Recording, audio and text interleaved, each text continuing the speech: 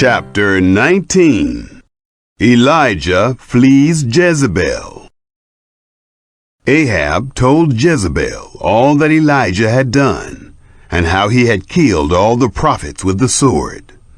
Then Jezebel sent a messenger to Elijah, saying, "So let the gods do to me, and more also, if I don't make your life as the life of one of them by tomorrow about this time." When he saw that, he arose and went for his life, and came to Beersheba, which belongs to Judah, and left his servant there. But he himself went a day's journey into the wilderness, and came and sat down under a juniper tree. And he requested for himself that he might die, and said, "It is enough. Now, O Yahweh, take away my life, for I am not better than my fathers." He lay down and slept under a juniper tree. And behold, an angel touched him, and said to him, "Arise, and eat." He looked, and behold, there was at his head a cake baked on the coals, and a jar of water. He ate and drank, and lay down again. The angel of Yahweh came again the second time, and touched him, and said, "Arise, and eat, because the journey is too great for you." He arose, and ate and drank, and went in the strength of that food 40 days and 40 nights, to Horeb, the mount of God. The Lord speaks to Elijah at Horeb. He came there to a cave, and lodged there. And behold, the word of Yahweh came to him, and he said to him, "What are you doing here, Elijah?" He said, "I have been very jealous for Yahweh, the God of armies. For the children of Israel have forsaken your covenant, thrown down your altars, and slain your prophets with the sword. I, even I only, am left, and they seek my life to take it away." He said, "Go out and stand on the mountain before Yahweh." Behold, Yahweh passed by, and a great and strong wind tore the mountains, and broke in pieces the rocks before Yahweh. But Yahweh was not in the wind. After the wind, an earthquake. But Yahweh was not in the earthquake. After the earthquake, a fire passed. But Yahweh was not in the fire. And after the fire, a still small voice. It was so, when Elijah heard it, that he wrapped his face in his mantle, and went out, and stood in the entrance of the cave. Behold, a voice came to him, and said, "What are you doing here, Elijah?" He said, "I have been very jealous for Yahweh, the God of armies. For the children of Israel have forsaken your covenant, thrown down your altars, and slain your prophets with the sword. I, even I only, am left, and they seek my life to take it away." Yahweh said to him, "Go, return on your way to the wilderness of Damascus. When you arrive, you shall anoint Hazael to be king over Syria. You shall anoint Jehu, the son of Nimshi, to be king over Israel. And you shall anoint Elisha, the son of Shaphat, of Abel-Meholah, to be prophet in your place. It shall happen that he who escapes from the sword of Hazael, Jehu will kill, and he who escapes from the sword of Jehu, Elisha will kill. Yet will I leave 7,000 in Israel, all the knees which have not bowed to Baal, and every mouth which has not kissed him." The call of Elisha. So he departed there, and found Elisha, the son of Shaphat, who was plowing, with 12 yoke of oxen before him, and he with the 12th. And Elijah passed over to him, and cast his mantle on him. He left the oxen, and ran after Elijah, and said, "Let me please kiss my father and my mother, and then I will follow you." He said to him, "Go back again, for what have I done to you?" He returned from following him, and took the yoke of oxen, and killed them, and boiled their flesh with the instruments of the oxen, and gave to the people, and they ate. Then he arose, and went after Elijah, and served him. Chapter 20. Ahab's wars with Syria. Ben-Hadad, the king of Syria, gathered all his army together, and there were 32 kings with him, and horses and chariots. And he went up and besieged Samaria, and fought against it. He sent messengers to Ahab, king of Israel, into the city, and said to him, "Thus says Ben-Hadad, your silver and your gold is mine. Your wives also and your children, even the best, are mine." The king of Israel answered, "It is according to your saying, my lord, O king. I am yours, and all that I have." The messengers came again and said, "Ben-Hadad says, I sent indeed to you, saying, you shall deliver me your silver and your gold, and your wives and your children.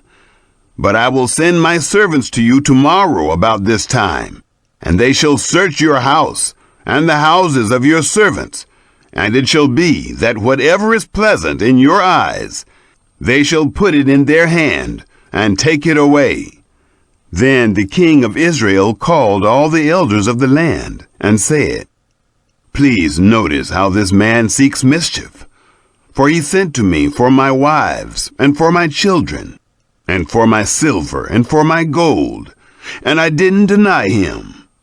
All the elders and all the people said to him, "Don't listen, neither consent." Therefore he said to the messengers of Ben-Hadad, "Tell my lord the king, all that you sent for to your servant at the first I will do, but this thing I cannot do." The messengers departed, and brought him back the message.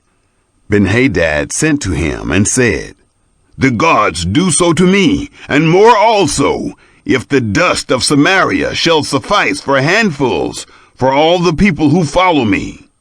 The king of Israel answered, "Tell him, don't let him who puts on his armor brag like he who takes it off." It happened, when Ben-Hadad heard this message, as he was drinking, he and the kings, in the pavilions, that he said to his servants, "Prepare to attack." They prepared to attack the city. Ahab defeats Ben-Hadad. Behold, a prophet came near to Ahab, king of Israel, and said, "Thus says Yahweh, have you seen all this great multitude? Behold, I will deliver it into your hand this day, and you shall know that I am Yahweh." Ahab said, "By whom?" He said, "Thus says Yahweh, by the young men of the princes of the provinces." Then he said, "Who shall begin the battle?" He answered, "You." Then he mustered the young men of the princes of the provinces, and they were 232. After them he mustered all the people, even all the children of Israel, being 7,000. They went out at noon. But Ben-Hadad was drinking himself drunk in the pavilions, he and the kings, the 32 kings who helped him. The young men of the princes of the provinces went out first, and Ben-Hadad sent out, and they told him, saying, "Men are coming out from Samaria." He said, "If they have come out for peace, take them alive, or if they have come out for war, take them alive." So these went out of the city, the young men of the princes of the provinces, and the army which followed them. They each killed his man. The Syrians fled, and Israel pursued them. Ben-Hadad, the king of Syria, escaped on a horse with horsemen. The king of Israel went out and struck the horses and chariots, and killed the Syrians with a great slaughter. The prophet came near to the king of Israel and said to him, "Go, strengthen yourself, and mark, and see what you do, for at the return of the year the king of Syria will come up against you." The servants of the king of Syria said to him, "Their God is a God of the hills, therefore they were stronger than we. But let us fight against them in the plain, and surely we shall be stronger than they. Do this thing, take the kings away, every man out of his place, and put captains in their place. Muster an army like the army that you have lost, horse for horse, and chariot for chariot. We will fight against them in the plain, and surely we will be stronger than them." He listened to their voice, and did so. Another war with Ben-Hadad. It happened at the return of the year that Ben-Hadad mustered the Syrians and went up to Aphek to fight against Israel. The children of Israel were mustered and were provisioned and went against them. The children of Israel encamped before them like two little flocks of young goats. But the Syrians filled the country. A man of God came near and spoke to the king of Israel and said, "Thus says Yahweh, because the Syrians have said, 'Yahweh is a God of the hills, but he is not a God of the valleys,' therefore I will deliver all this great multitude into your hand, and you shall know that I am Yahweh." They encamped one over against the other 7 days. So it was that in the 7th day the battle was joined, and the children of Israel killed 100,000 footmen of the Syrians in 1 day. But the rest fled to Aphek, into the city, and the wall fell on 27,000 men who were left. Ben-Hadad fled and came into the city, into an inner room. Ahab spares Ben-Hadad. His servants said to him, "See now, we have heard that the kings of the house of Israel are merciful kings. Please let us put sackcloth on our bodies and ropes on our heads, and go out to the king of Israel. Maybe he will save your life." So they put sackcloth on their bodies and ropes on their heads, and came to the king of Israel, and said, "Your servant Ben-Hadad says, 'Please let me live.'" He said, "Is he still alive? He is my brother." Now the men observed diligently, and hurried to take this phrase, and they said, "Your brother Ben-Hadad." Then he said, "Go, bring him." Then Ben-Hadad came out to him, and he caused him to come up into the chariot. Ben-Hadad said to him, "The cities which my father took from your father I will restore.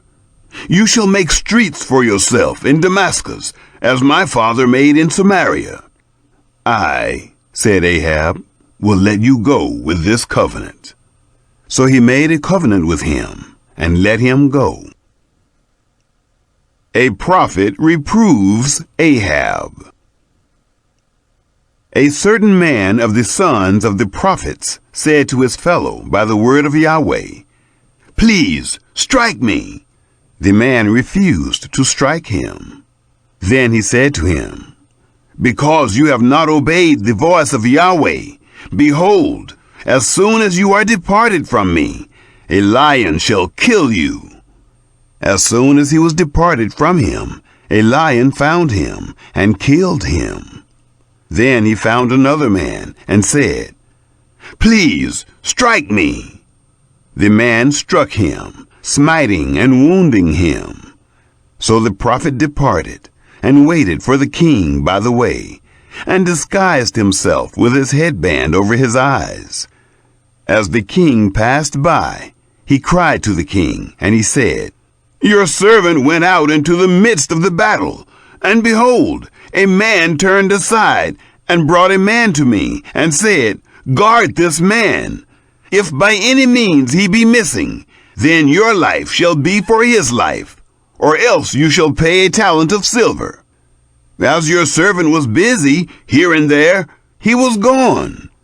The king of Israel said to him, "So your judgment shall be. Yourself have decided it."